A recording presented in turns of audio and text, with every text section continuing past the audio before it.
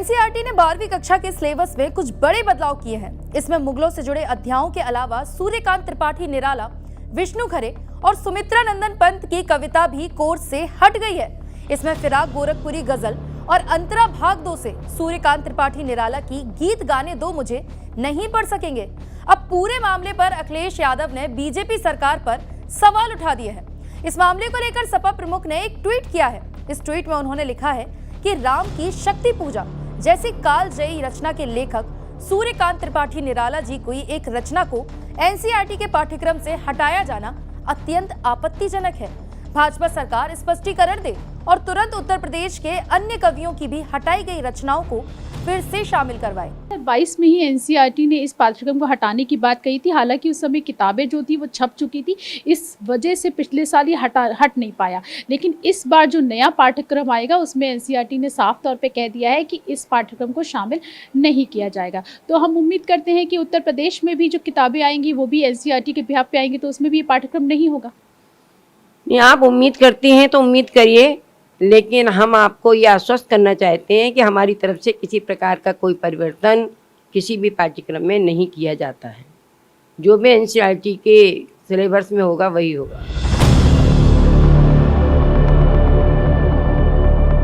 राष्ट्रीय शैक्षिक अनुसंधान एवं प्रशिक्षण परिषद ने शैक्षिक सत्र 2023-24 से इंटरमीडिएट में चलने वाली आरोह भाग 2 में कई परिवर्तन किए हैं। इसमें फिराक गोरखपुरी गजल और अंतरा भाग 2 से सूर्यकांत त्रिपाठी निराला की गीत गाने दो मुझे नहीं पढ़ सकेंगे। इसके अलावा विष्णु खरे की एक काम और सत्य को भी एनसीईआरटी ने अंतरा भाग 2 से हटा दिया है। देख पा रहे होंगे कि मेरे पास हिस्ट्री की 12वीं की जो किताब है वो यहाँ पर मौजूद है, और ये पुरानी किताब है जो पिछले साल तक छात्रों को पढ़ाई जाती थी। और इसमें मैं आपको दिखाऊं कि इसमें जो नवा अध्याय है उसमें शासक और इत्रिवती मुगलों का जो दरबार है वो पूरा जो इतिहास है वो यहाँ पर पढ़ाया जा रहा था। ये देखिए, ये पूरा जो इतिहास है वो मुगलों का यहाँ पर पूरा इतिहास था। लेकिन अब ये जो इतिहास है ये आने वाला जो सेशन है उसमें से इसको जगह नहीं मिली है, और ये पूरा जो इतिहास है मुगलों का उसको यहाँ से हटा दिया गया है। हमारे साथ इस समय हम पहुँचे हैं लखनऊ के अमीनाबाद इंटर कॉलेज में, और जो इतिहास की जो टीचर है वो हमारे साथ मौजूद है, जो अभी तक इस सब्जेक्ट को पढ़ाते आए हैं छात्रों को। उन्हीं से जानते हैं कि क्या था। सर, मुगलों का जो इतिहास है उसको इस बार जो 12वीं की जो किताबें अब नए सेशन में आएंगी उसमें से उसका जो इतिहास है उसको हटा दिया गया है। तो अब तक जो इतिहास छात्र पढ़ रहे थे वो क्या था? जी अभी तक जो जितना भी पढ़ाया गया है, मान लो जैसे ये 9th लेसन, मान लो नवा पाठ है आपका। शासक और इतिव्रत में जो 15वीं और 17वीं शताब्दी से लेकर के मुगल इधर बढ़े, जो भी कुछ उन्होंने किया,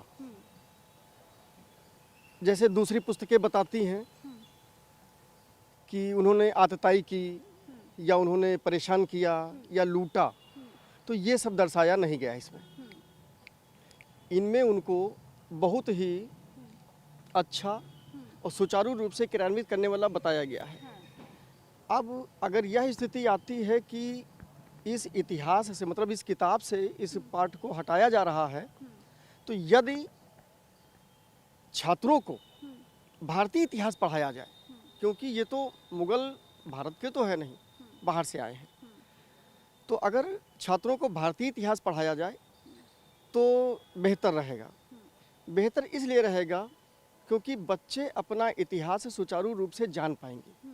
लेकिन इतिहास इसीलिए होता है कि उसको हम पढ़ करके पीछे की बातों को जान सकें, समझ सकें। इसलिए मुगलों का भी कुछ न कुछ चैप्टर होना चाहिए, क्योंकि बच्चे जाने, और वो चैप्टर बिल्कुल सच्चाई से परिपूर्ण होना चाहिए। तो अभी तक जो किताबों में पढ़ाया जा रहा था, क्या वो सच्चाई से परिपूर्ण नहीं था? नहीं, भ्रांतियां हैं। बिल्कुल सच्चाई है, सच्चाई है, बिल्कुल है, और बच्चे उसको पढ़ भी रहे हैं, समझ भी रहे हैं।